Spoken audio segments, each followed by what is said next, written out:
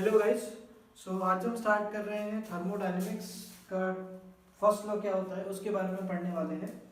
तो first law of thermodynamics जो basically अगर मैं बताऊं आपको तो जो फर्स्ट लॉ ऑफ थर्मोडायनेमिक्स है वो बेस्ड है हीट और वर्क के रिलेशनशिप में। ठीक है, तो हीट और वर्क का रिलेशनशिप क्या होता है, वो क्या होता है वो आपको सबसे पहले मैं बता देता हूँ। It is based on the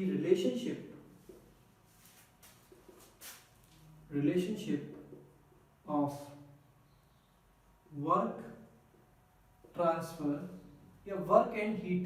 It is based on the relationship between work and heat. ठीक है, तो क्या रिलेशनशिप है, तो अगर मैं यहाँ पे लिखूं it is stated as net work transfer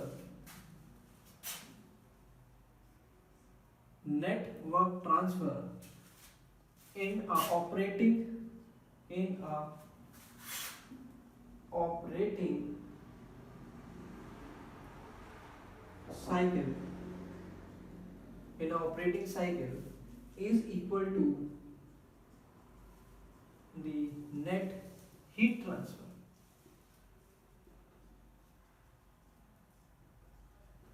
और उसको अगर हम मैथमेटिकली लिखना चाहें तो होता है W delta W equals to delta Q और delta W minus delta Q is equals to 0। इस तरीके से अब जो इंटीग्रेशन आपको ये बाउंडेड इंटीग्रल दिख रहा है ये क्या है, तो bounded integral it is an integral around the cycle.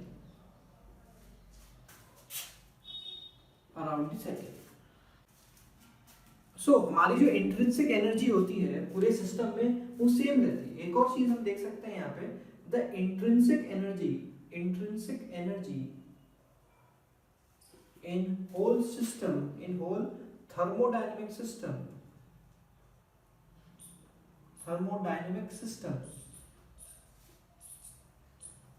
इससे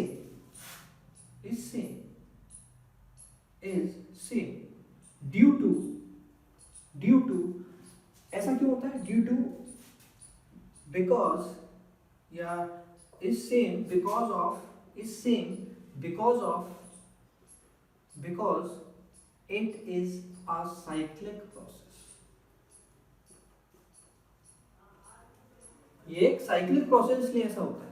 ठीक है, आप एक चीज और लिख सकते हैं कि ये जो नेट हीट ट्रांसफर और नेट वर्क डन ये दोनों इक्वल चीजें हैं। ये हम किससे और सिंपलीफाई कर सकते हैं कि energy can neither be created not be destroyed.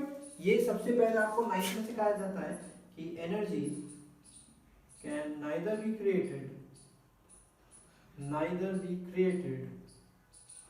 Nor be destroyed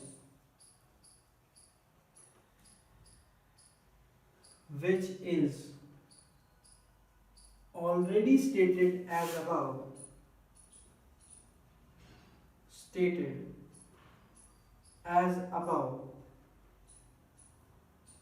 where heat transfer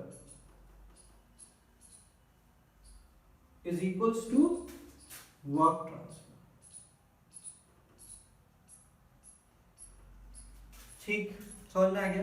तो ये था आपका thermodynamics, first law of thermodynamics. ठीक है, so thank you very much.